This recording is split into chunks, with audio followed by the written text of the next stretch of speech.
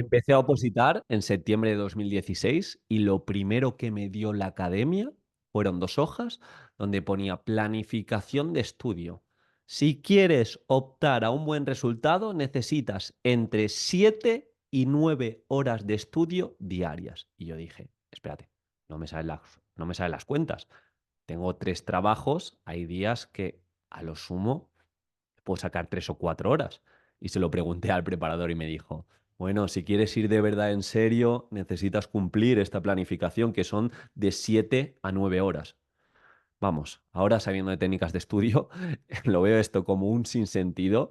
Ya te avanzo, vamos a ver hoy cuántas horas de estudio necesitas para opositar a educación.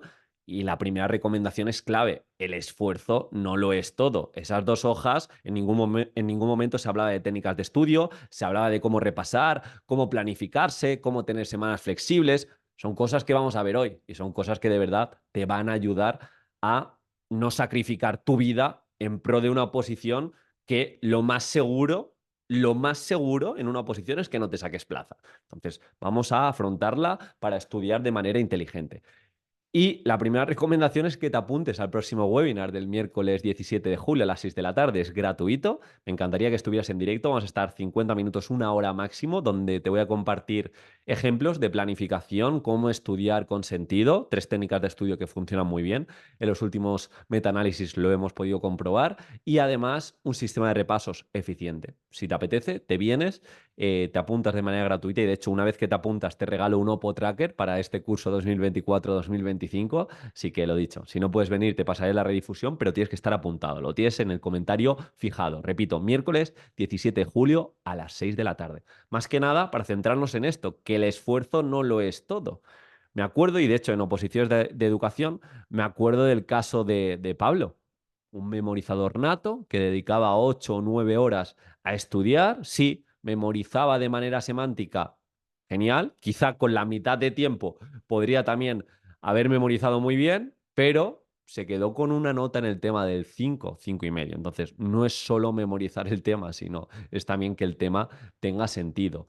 Y en este caso también, más no es mejor. Me acuerdo yo, porque esto lo he cuantificado, que quizá invertí, o mejor dicho, malgasté más de 100 horas de estudio de cara a marzo-abril porque me dio la neura, empecé a obsesionarme que tenía que escribir los temas. A mí me habían dicho, un gurú de esto de las técnicas de estudio me había dicho que era importantísimo que cuando escribimos conectamos con no sé qué cerebro y eso era fundamental. Y dije, tiene sentido, porque claro, es activo, aprendizaje activo, ¿no? Escribo. Y luego ya aprendes que realmente memorizamos aquello en lo que pensamos. Y es muy importante, entre otras cosas, la evocación, pero sin el material delante. Entonces, en mi caso, dediqué los 25 temas que tenía la oposición, los transcribí, tardaba cada tarde medio tema o incluso un tema entero. Mira cuántos días tiré a la basura, 24, 25 días. Luego me di cuenta que no me sabía ni la mitad. Entonces, lo dicho, el esfuerzo inteligente es clave. Luego tenemos casos como el de Marina que nos dijo que en unas pocas horas, bueno, en unas pocas horas, en una media de entre 3 y 5 horas desde septiembre a junio, pudo sacar la plaza. Y lo más importante, pudo memorizar los temas que se puso para tener un 95% de probabilidades de que le saliese tema. Entonces, es lo que buscamos en este sentido, dedicar, y aquí este es el spoiler, entre 2 y 4 horas de media, desde septiembre a junio, son más que suficientes para sacar muy buena nota en el tema. Y si haces buenos temas, incluso te digo, muy buena nota en el supuesto práctico. Pero ¿cuántas personas saben estudiar y saben ponerse en septiembre, aplicar técnicas de estudio, saben repasar a corto, medio y largo plazo, saben remontar una mala semana, saben replanificar esa planificación que tenían como muy estanca? Pues no hay muchas. Y aquí otra recomendación, introspección. Tienes que pensar, si ya has opositado lo que hiciste mal, corregirlo, porque muchas veces nos topamos con el mismo error y lo volvemos a hacer una y otra vez. Te hablo de, en mi caso, si vuelvo a opositar, no voy a transcribir, no voy a hacer el tonto y voy a regalar 24 o 25 días de mi valioso tiempo. Por otro lado, si yo, y ahora hago introspección, cuando me enfrenté a exámenes difíciles de la carrera, como me acuerdo en ciencias del deporte, que tenía anatomía, tenía fisiología, tenía biomecánica, eran temarios muy densos, sobre todo en anatomía. Entonces, ¿qué hice bien y qué hice mal? Hice bien y me di cuenta que tenía bastante atención, que sabía enfrentarme a una oposición, o mejor dicho, a un temario grande, pero por otro lado, hice mal de que no sabía de técnicas de estudio. Mi mejor técnica de estudio era codos, codos, codos, codos. Y me acuerdo de encerrarme en épocas de exámenes semanas sin hacer prácticamente nada, dejando de vivir. Y ahora con lo que sé de técnicas de estudio, igual hubiera reducido a la mitad el estudio con los mismos resultados. Ese es el beneficio de aprender, de saber estudiar. Entonces, haz introspección, mira cómo estudias y cómo puedes estudiar mejor. Y la siguiente recomendación va derivada de la atención.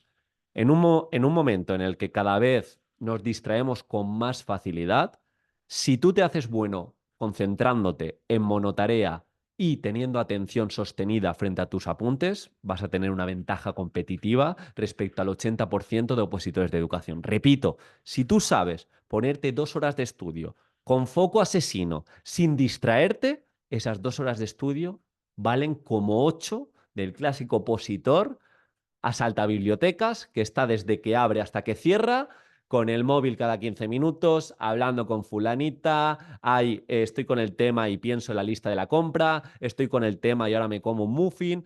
Eso realmente es tirar tu vida. Es tirar tu vida, porque ni estudias, estás perdiendo el tiempo. Por lo tanto, si te haces bueno en esa monotarea, incluso yo recuerdo que las tardes que más beneficio me daban al respecto era cuando yo me iba a la biblioteca de mi barrio sin el móvil. Tiene un horario muy reducido, abría a las 4, cerraba a las 7:30, móvil en casa, 3 horas y media, súper eficientes. Entonces, en ese sentido, nos ponemos un objetivo, vamos a por 2 epígrafes del tema, vamos a 3 horas foco asesino y voy a avanzar mucho más.